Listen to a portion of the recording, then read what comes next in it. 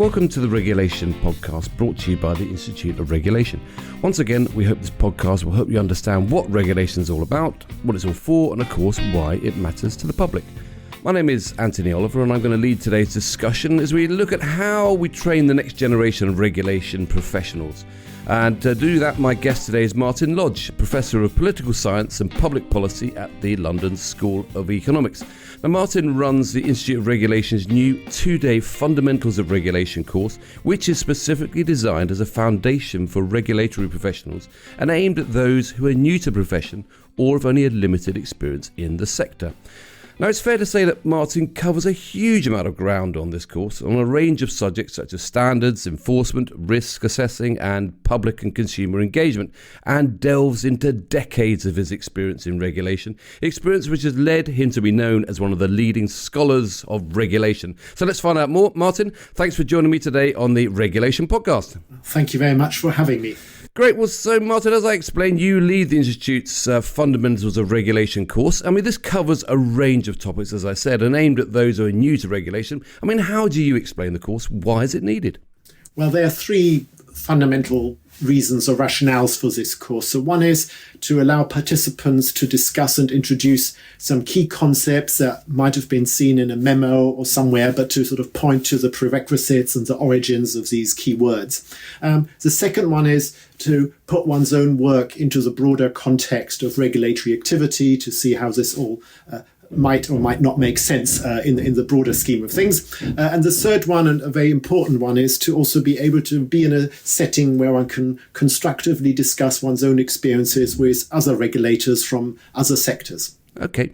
I mean, you've written and spoken a huge amount about better regulation. I mean, regulation that works better for citizens and better for governments. I mean, how do you describe this word better? I mean, is it simply about outcomes or service outcomes and lower costs? Or is there more at stake? Well, over the past few decades, one could have pointed to a number of better and smarter regulation initiatives in governments across the world. And this is not what is really meant by better regulation in the context of this course. So here, what better regulation really is trying to get at is to think about a process of probing, to openly acknowledge the prerequisites for different regulatory interventions, to consider alternatives, and to openly confront trade-offs, and therefore to come to a better understanding of the prerequisites for different types of regulatory systems, and thereby develop courage in being able to judge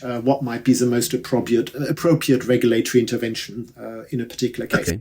Well, let's talk a bit about some of the things you go through on the Fundamentals of Regulation course.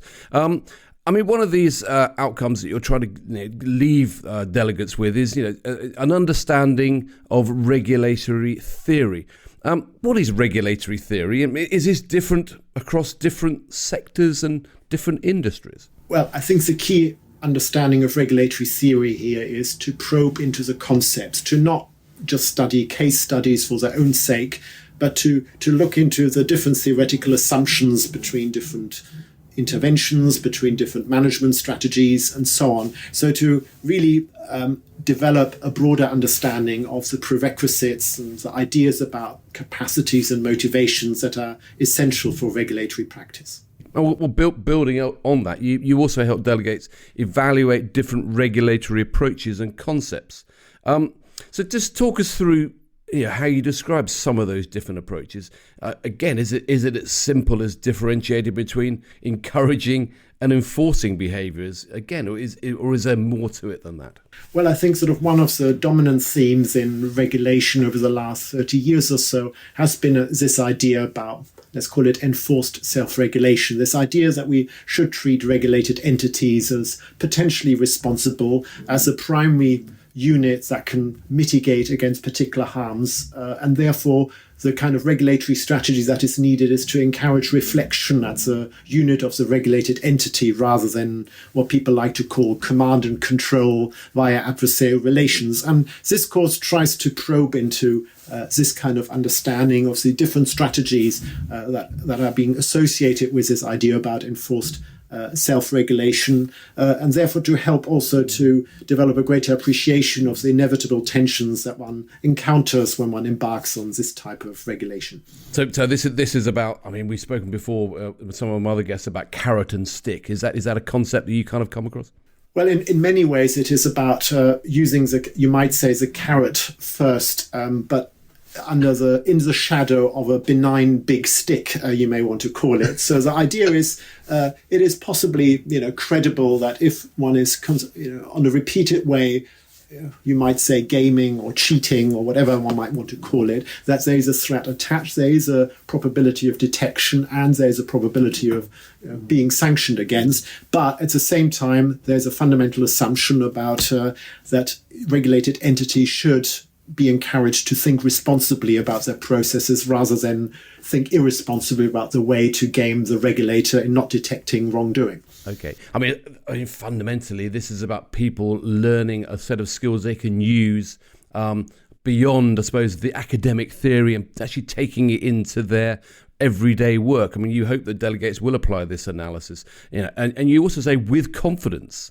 I mean, what are the key aspects of this successful outcome for them? Actually applying it with confidence. Is success built on rigorous process, or is it a more intuitive understanding of people and behaviours, perhaps? I think it's both, in a sense. I mean, it's not a fundamental belief about here's sort of the piece of paper and a structure that will lead to a great outcome. But what therefore is possibly more important, and that is what I mean by confidence, is to say we are able to think about different regulatory strategies by openly acknowledging inherent vulnerabilities or Achilles heels, and here are strategies to try to mitigate against them rather than shuffling the document somewhere elsewhere to hope that someone else will take a tricky decision. So in that sense, judgment and confidence is both, you might say, an individual informal craft capacity, you may want to call it, but it should also be situated, you might say, in organizational structures that encourage a conversation to allow for individuals within a regulator to reflect on their activities, possibly beyond their own unit or their own division, because what is sort of really critical about this course is that very often regulation happens within units and people don't talk across units within an organization because time is poor, but also regulators don't talk across their different regulatory regulatory authorities, you might say. And again, where learning might be very important. Yeah, and that whole idea of, I suppose, building confidence is so important because quite often it's quite an adversarial environment that you're working in there. You've got to have the confidence that you know what you're talking about. It is, and I think sort of the adversarial environment is twofold. One is an inherent skepticism. You might say, what is this regulator going on about? But also, one might say there are strategies to avoid adversarialism by saying we want to have a conversation about the underlying regulatory philosophy here, about sort of the guiding principles that sort of lead for this kind of intervention to happen without necessarily highlighting, therefore, that one would like to be accommodating towards a regulated. So one can be tough while being not too distant from one's own regulated target population.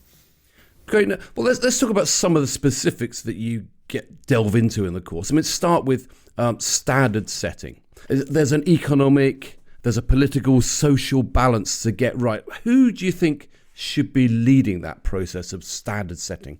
Well, I think one of the key ambitions across regulators is to be principle-based, and everyone would like to be principle-based because we all have, of course, fantastic principles. But I think here, in order to develop these principles, which clearly you might say comes from a regulator, but still what is fundamental to is a regulatory conversation with also the targets of regulation. So in that sense, you might say where exactly the standard comes from might be quite difficult to determine because of this need for an ongoing conversation between what you might say is the fundamental authority, which might be the regulator if given the jurisdiction to do so, to set standards, and you might say the target population that tries to make sense of this. And again, the argument here has to be, if one wants to use regulatory standard setting with confidence, it is about this willingness to engage with one's jurisdiction in developing these shared understandings. So that in many ways is bringing in the communities that you're acting for, as well as I suppose the industries and the private sector that is delivering them. Which is fundamental about the session about engagement processes, where here the idea is how can we make regulated entities more responsive to the people they're supposed to serve. Okay, a bit more about that later on. But second, let's talk about enforcement. We mentioned this stick-carrot relationship. I mean, how important would you say that enforcement is for regulation? You know, both getting it right, but also getting that balance right between enforcement and encouraging behaviours. I think that is one of the fundamental issues we discuss in this unit on the course. It is between, on the one hand, having you might say, a credible threat that something nasty might happen to you if one is not following one's obligations, but at the same time, to start with assumption about sort of how can we encourage responsible, you might say, restoration. So how can we make organizations of whatever kind capable to basically follow regulatory obligations without necessarily assuming that everyone is out to cheat and to basically violate regulatory standards. Right, because there are in many examples, I suppose, in life today, there are calls for a tougher regime to be applied. I mean, is it fair to say that we've the regulation has become weak? Not necessarily. Indeed, one can see a trend towards more deterrence. But I think what is sort of fundamental before one sort of says regulation should be harsher, which might be about higher likelihoods that one gets detected, as well as the ultimate sanction might be sort of become more punitive. But I think what is really important for having you might say a regulatory craft or regulatory analysis perspectives to say, or is to have a good understanding about how do we think about our target population? Do we think they're just all out there that need trying to game the system and therefore need to kind of speak harshly, or do we have a spread of individuals or units here which basically might require different type of regulatory enforcement actions, which then puts great strain on developing the type of process which can be accommodating to these very different, you might say, capacities and motivations inside the regulated population. Which brings us nicely to this third area, which is you talk about public and consumer engagement. You mentioned it earlier. I mean, it's a difficult thing to balance, bearing in mind, at the moment, where we are at the moment with, say, the water industry. There's a lot of public outcry about water quality, energy pricing. Are we getting a good deal? School standards. There's issues around the rail sector.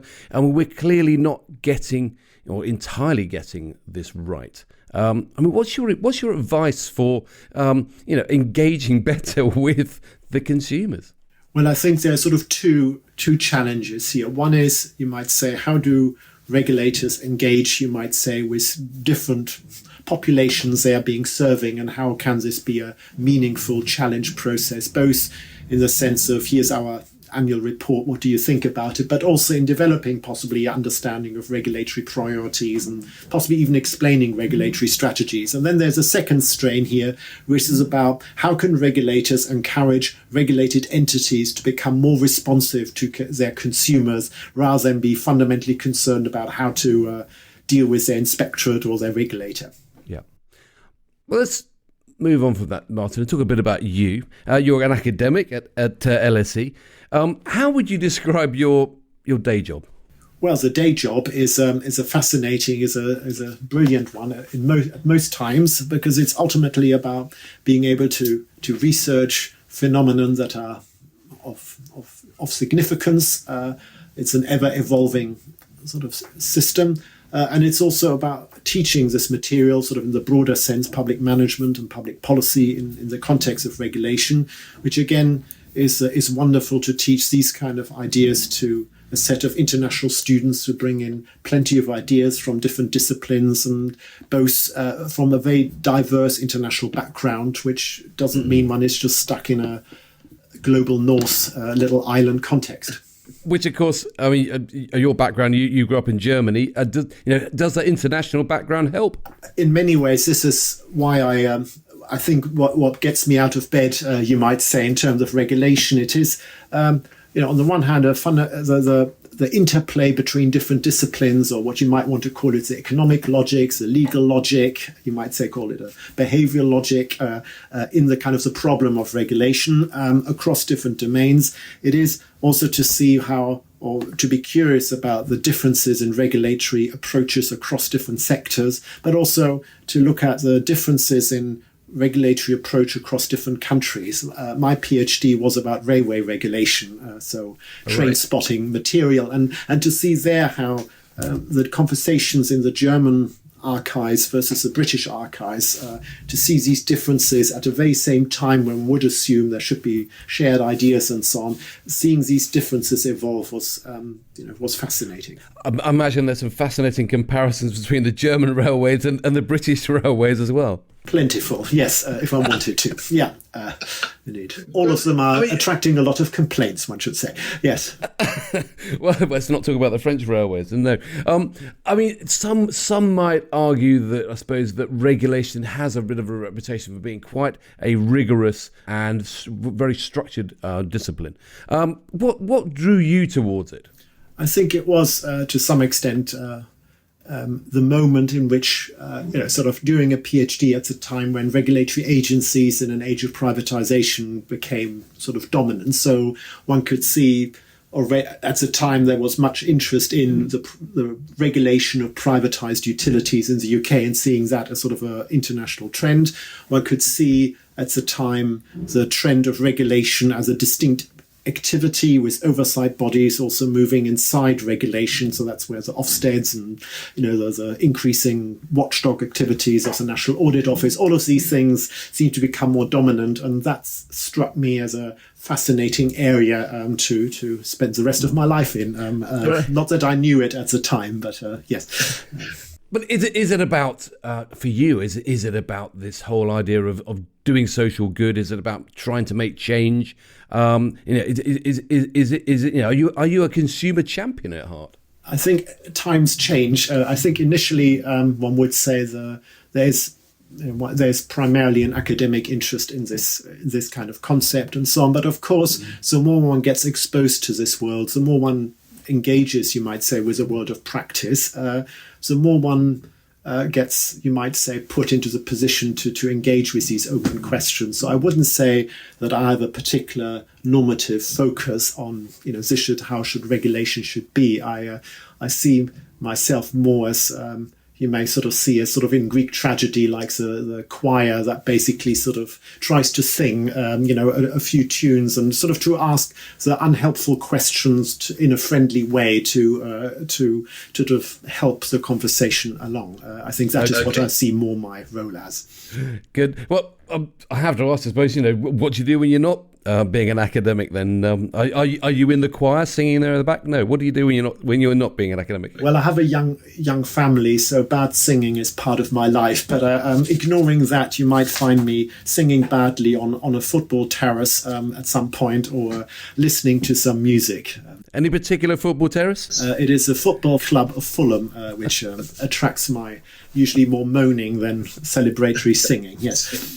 Not necessarily an easy pastime, as I say, One doesn't choose football teams. A bit like regulation, one doesn't do it for the celebration, one does it for the occasional happiness that one isn't suffering. I'll stick with that one. Let's get back to the Institute of Regulation, Martin. I mean, clearly the IOR is helping professionals become better practitioners, via your course. But how else do you see this organisation really helping the world of regulation? Well, I am somewhat separate to the institute, but all I can, as someone who's observed its emergence, I think there was clearly a need that was identified, that there would be some body which tries to bring together, in a practitioner sense, different regulatory bodies, not just as you might say, a lobbying or advocacy group, but also as a venue for an exchange. And that was a need that clearly needed to be met. And the Institute has done a great job in the past few years to fill this role. Okay, and any particular groups of people that it really should be working on trying to influence and reach out to really start to change the world of regulation in the UK? Well, I think there are sort of three audiences here, one might say. One is, you might say, to be a professional body of regulators that, you might say, advances a general view about sort of how regulation should be viewed as an essential part of, you might say, the toolkit of government rather than something terrible in that sense. The second, you might say, is the audience of regulatory entities themselves to be a venue to basically allow for this open conversation at all levels of seniority, you might sort of say. And then you could say there's an audience which is, you might say, the more general public, which basically, or opinion shapers, as one might want to call it, which basically sort of to be, you might say, the point of contact for conversations about the rationale for particular regulatory intervention and so on, without necessarily sort of trying to discuss a particular regulator's performance, but to offer, you might say, a more sort of background conversational piece. Right. Which I suppose comes to this whole idea you mentioned earlier about trying to improve collaboration between regulators, between different sectors. Indeed. And within that, you might also say to support people who work in the field of regulation to see the potential for collaboration across different regulatory areas, or to see scope for learning across different bodies. Okay. A few general issues just to close out, Martin. I mean, politics is embedded in regulation. The government has this ongoing smarter regulation program, which is about reforming and making regulation fit for the future, but also talks about making regulation a last resort, not a first choice. I mean, what does that mean to you? I mean, is it a deliverable or even a desirable ambition? Well, we've been here before, so there's been, since Michael Heseltine, so many bonfires of red tape that one has to be surprised that there's still some out there in that sense. But I think, all of these better regulation initiatives or deregulation agendas or whatever the word might have been at a particular time, they fundamentally are challenged by the issue that better regulation is about, you might say, doing things with less resource intensity and, simplifying procedures and all that sort of thing. But at the same time, it is about, you might say, issues of fairness. And it's also about sort of trying to have what we might want to call resilience for the purpose of this conversation. So having systems in place that don't collapse at any single time. And I think ultimately government too wants, you might say, these contradictory objectives in that sense. That will always be in tension. So whatever one does with better regulation agendas and so on, as long as there's no acknowledgement that ultimately all regulatory activities tries to do, you might say, contradictory things at the very same time, there will always be criticisms. And therefore, my argument is better regulation is acknowledging these trade-offs rather than believing that one single instrument will solve all these problems. Right, yeah. We've got a general election, of course, coming down the track. I mean, any thoughts about how regulation might prepare for a potential change in government and administration? Well, I think the bigger challenges will still the same. One is if one wants to, and one will need to, think about a transition to a different type of economy in the name of climate crisis and all that. There's an issue here about sort of how different domains will be affected by decisions about sort of net zero, let's call it like that. There will be, I suspect, still a continued concern about how is regulation supporting a government preference, if it still is a preference, about balancing out the economy between different parts of the country. And there will also be a fundamental question here about how regulation can deal with depleted public services and demoralized public service staff. And there again, I think there will be plenty on the desk for a conversation between politicians and regulators in that context. Okay. I also spoke recently to Mark Sutton at the CQC about the use of data and technology in regulation. I mean, how do you see the opportunities and risks presented by technology, in particular the growing use of and influence of generative AI, artificial intelligence tools? I think across sectors, let's say the use of AI by regulated entities, and in my world this would be students, you could say, will require fundamental rethinking about sort of how we deliver public services, how do we examine even capacity and so on. I think that on the one hand you might say there's a question for regulators to what extent they want to encourage regulated entities to have these views, or whether one should just stand back and hope for the best that this is happening. And then there's sort of a second part of the business, you might say, which is, you could say, a more of a role also for the Institute of Regulation, maybe to think carefully about the regulation of and by algorithms. So, kind of one is sort of how do entities use all of these kind of new technologies, but also by algorithm to make sure that there's enough probing into the data quality, that there's an acknowledgement of the complexity, that the human side in this regulatory conversation is not being missed out because somehow the computer says one thing, and so on. So how regulators are, you might say, sort of have to jump on the bandwagon without being sort of completely blind to the challenges of this would be sort of one of the big questions for the next 5 years or so. Okay, the other thing that all the podcasts I think I've recorded with regulation professionals, they've all talked about the need to ensure both the independence and the accountability of regulators. Any thoughts about how that can be improved? Again, who's got to take the lead in that? Well, there's different social science disciplines would have different views on this sense. And empirically, you might say one of the biggest puzzles is that usually regulators would like to be quite accountable. And usually the people who hold to account are not that interested in holding to account unless there's a scandal or a crisis. So there might be, so we might sort of need to think about that relationship between those who want to be independent, want to be accountable, and those who are skeptical about regulation, don't really want to hold to account. So there's one puzzle here. But I think sort of more generally, I suppose the kind of key question is, and again, this sort of leads to questions about sort of for regulators, is how to generate, you might say, a reputation for being competent, that basically one is perceived as legitimate, not just by the world of politics, but also more generally. And I think sort of thinking carefully as a regulator about these kind of elements is important. And I'm not quite sure whether the word independence, therefore, is particularly helpful, because on the one hand, of course, the key idea behind regulatory agencies was operational autonomy from the immediate ministerial decision-making and so on, whereas independence sometimes is sort of seen as a threat to politicians who think there's these unaccountable things out there, or regulators think, or people inside regulators think, well, independence means we don't have to pay much attention to the government of the day. And I think sort of the important part, which I think again is sort of a trend over the last 15 years or so, is a growing recognition of the interdependence of regulation between different parts, where you might say independence is a difficult concept to have. And there's always a difficult balance to strike as you go through that. Finally, we spoke a little about international comparators. I mean, how do you think we're getting on in the UK compared to other parts of the world when it comes to regulation? Should we be sharing or exporting best practice, or looking elsewhere to import ideas?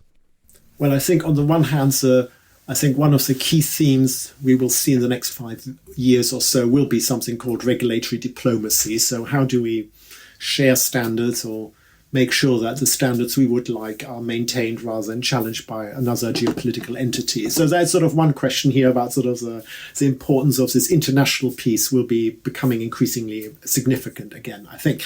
But I think sort of rather than talking about best practice and so on, what I think is essential for regulators in the UK, but also elsewhere, is not to think, well, where's sort of the best example we want to sort of pick from, but it's more to think about how do other countries try to solve this problem?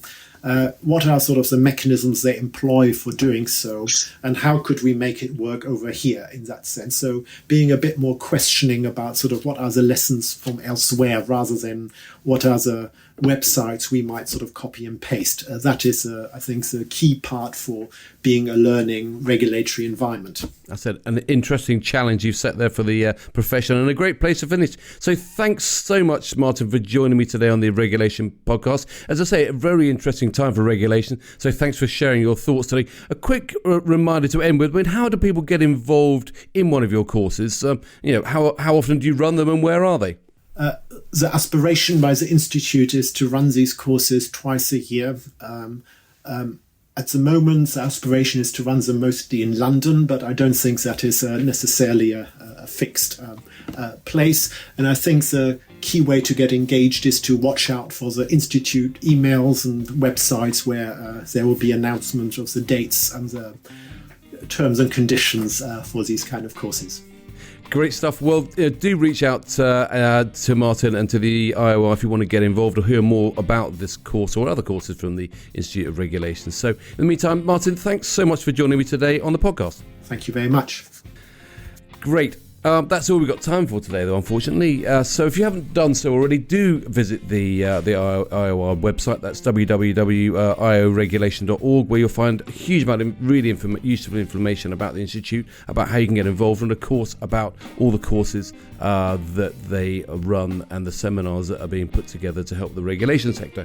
And of course, you'll find details of all the latest podcasts, which you can listen to and, of course, share. So thanks for joining us today, and thanks again to Martin. And on behalf of the Institute of Regulation, I look forward to seeing you again very soon.